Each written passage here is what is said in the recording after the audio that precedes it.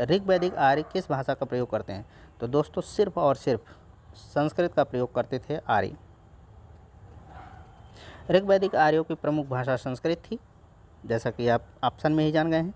ऋग्वैदिक कालीन ग्रंथ मुख्य रूप से संस्कृत भाषा में लिखे जाते थे। प्राचीन हिंदू विधि का लेखक किसको माना गया है? तो दोस्तों मनु जी को माना गया है।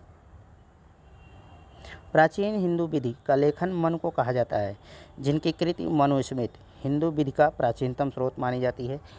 भारत के प्रतीक चिन्ह के आधार पट्टी पर अंकित शब्द सत्यमेव जयते किससे लिया गया है? तो ये मुंडकोपनिषद से लिया गया। बहुत फेमस क्वेश्चन है, बार बार आता है। प्राचीन भारतीय उपनिषदों में आध्यात्मिक चर्चाएं की गई हैं। मुंडकोपनिषद में सत्य के महत्व को बताने के लिए सत्यमेव जयते शब्द का प्रयोग किया गया है। पाणिनि किस विषय के प्रसिद्ध विद्वान थे? तो ये भी आपके जबान पर होगा, भाषा और व्याकरण के।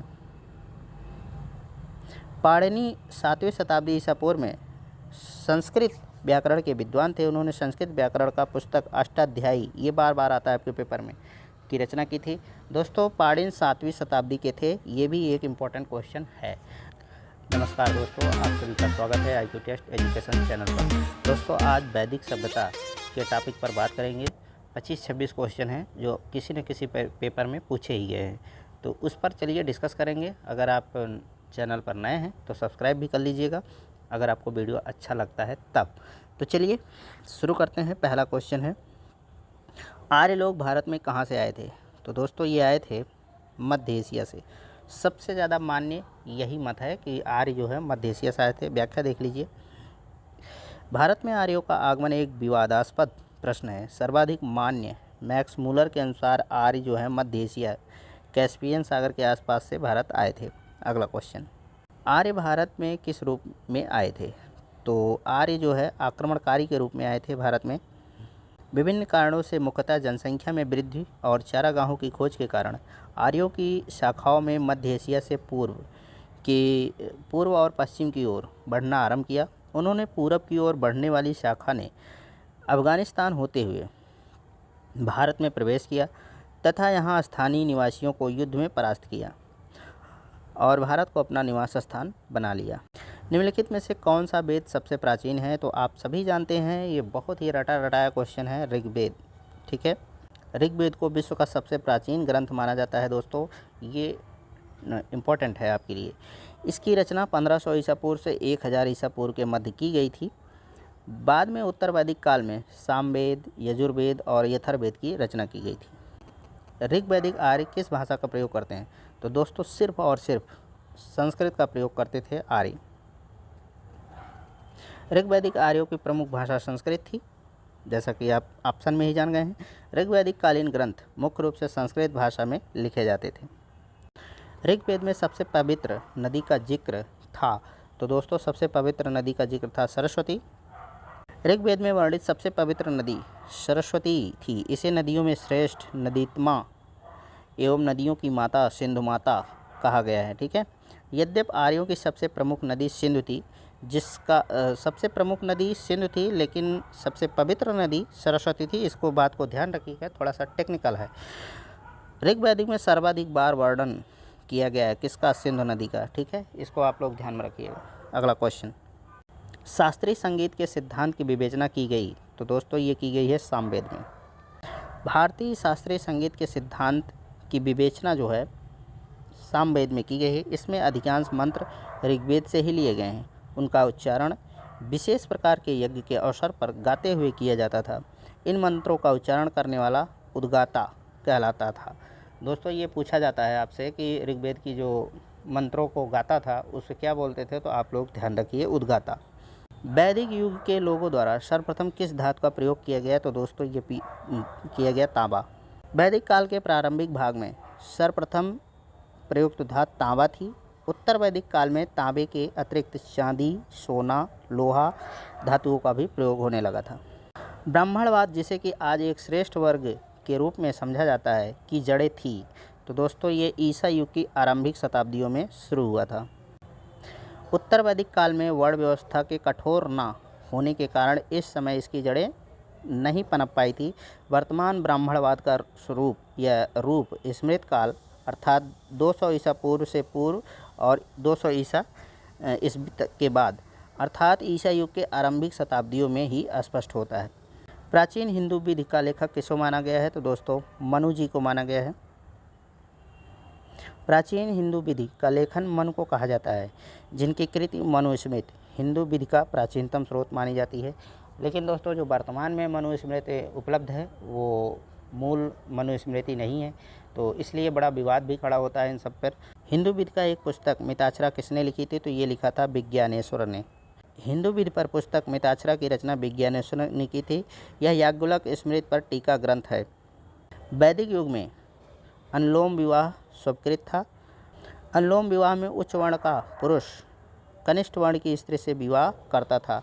वैदिक युग के आरंभ में वर्ण व्यवस्था ज़्यादा कठोर नहीं थी, इसी कारण समाज में अनुलोम विवाह स्वीकृत था।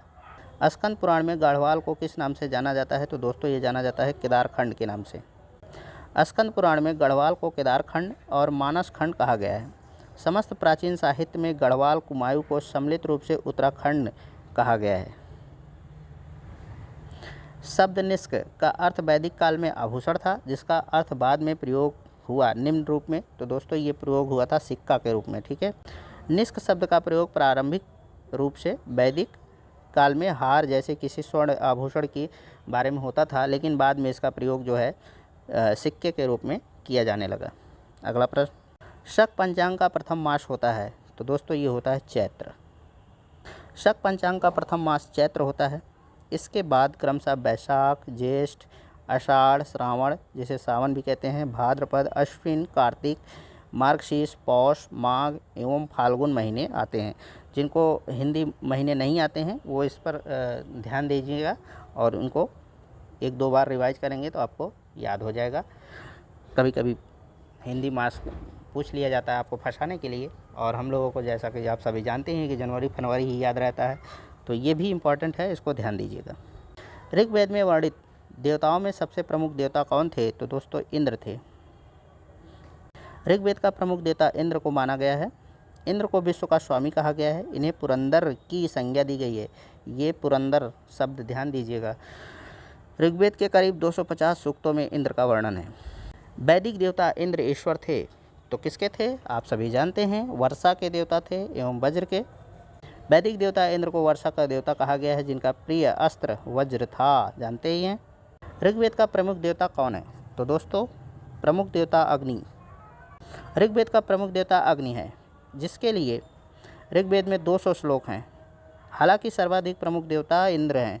इंद्र के लिए 250 और अग्नि के लिए 200 मंत्र प्रयोग किए गए हैं, ठीक है। उपयुक्त विकल्प में इंद्र के न होने के कारण सही उत्तर अग्नि होगा। भारत के प्रतीक चिन्ह के आधार पट्टी पर अंकित शब्द सत्यमेव जयते किससे लिया गया है? तो ये मुंडकोपनिषद से लिया गया। बहुत फेमस क्वेश्चन है, बार बार आता है। प्राचीन भारतीय उपनिषदों में आध्यात्मिक चर्चाएं की गई हैं। मुंडकोपनिषद में सत्य के महत्व को बताने के लिए सत्यमेव जयते शब्द का प्रयोग किया गया है। पुराणों की संख्या कितनी है? तो जबान पर होगी आपके। कुल 18 पुराण हैं। पुराणों का रचयिता लोमहर्ष व उनके पुत्र उग्रश्रवा माने जाते हैं, जिनकी संख्या 18 है। गायत्री मंत्र का सर्वप्रथम उल्लेख कहाँ मिलता है? तो दोस्तों मिलता है ऋग्वेद में। गायत्री मंत्र का सर्वप्रथम उल्लेख ऋग्वेद के तृतीय मंडल में मिलता है। इसको ध्यान में रखिएगा, कभी कभी पूछा जाता है। जिसकी रचना विश्वामित्र ने की थी, ये भी पूछा जाता है कि गायत्री मंत्र का रचना किसने की थी। वैदिक धर्म का मुख्य लक्षण इनमें से किसकी उपासना थी? तो दोस्तों प्रकृति की थी। वैदिक धर्म का मुख्य लक्षण प्रकृति की थी उपासना थी। आर्यों ने प्रकृति की रहस्यमय शक्तियों से प्रभावित होकर उन्हें दिव्य स्वरूप प्रदान किया तथा इन शक्तियों की देवताओं के रूप में स्थित की। कहीं देवता का नाम वही है जो उस प्राकृतिक क्रिया का है जिसका वह देवता प्रतिनिधित्व करता था। ऋग्वैदिक काल से पूर्व आर्यों का मुख्य व्यवसाय क्या था? तो दोस्तों पहले पशुपालन था, उसके बाद कृषि हो गया, ठीक है। ऋग्वैदिक काल से पूर्व आर्यों का मुख्य व्यवसाय पशुपालन था। ऋग्वेद में पशुधन एवं गाय पर विशेष चर्चा की गई है। कृषि का उल्लेख केवल 24 बार किया गया है। बाद में उत्तर वैदिक काल में कृषि जो है आर्यों का मुख्य व्यवसाय हो गया था। वैदिक साहित्य में प्रयुक्त व्रीहि शब्द का अर्थ होता है, तो दोस्तों होता है चावल। वैदिक साहित्य में व्रीहि शब्द एवं तंदुल का तात्पर्य चावल से है, ठीक है। और गेहूं के लिए गोधूम का प्रयोग किया जाता है। तो ये बार बार आपके परीक्षा में आता है, आप इसको ध्यान रखिए। दोस्तों आज का अंतिम प्रश्न है, पाणिनि किस विषय के प्रसिद्ध विद्वान थे? तो ये भी आपके जवान पर होगा, भाषा और व्याकरण के। पाणिनि 7वीं शताब्दी ईसा पूर्व में संस्कृत व्याकरण के विद्वान थे। उन्होंने संस्कृत व्याकरण का पुस्तक अष्टाध्यायी, ये बार बार आता है आपके पेपर में, की रचना की थी। दोस्तों पाणिनि 7वीं शताब्दी के थे, ये भी एक इम्पॉर्टेंट क्वेश्चन है। तो आप लोगों के लिए ये छोटा सा वीडियो था, कैसा लगा इसके बारे में ज़रूर बताइएगा, कमेंट करिएगा। और अगर किसी प्रकार का आपको सुधार चाहिए इस वीडियो में तो वो भी बताइए। तो आज के लिए बस इतना ही। नमस्कार, जय हिंद।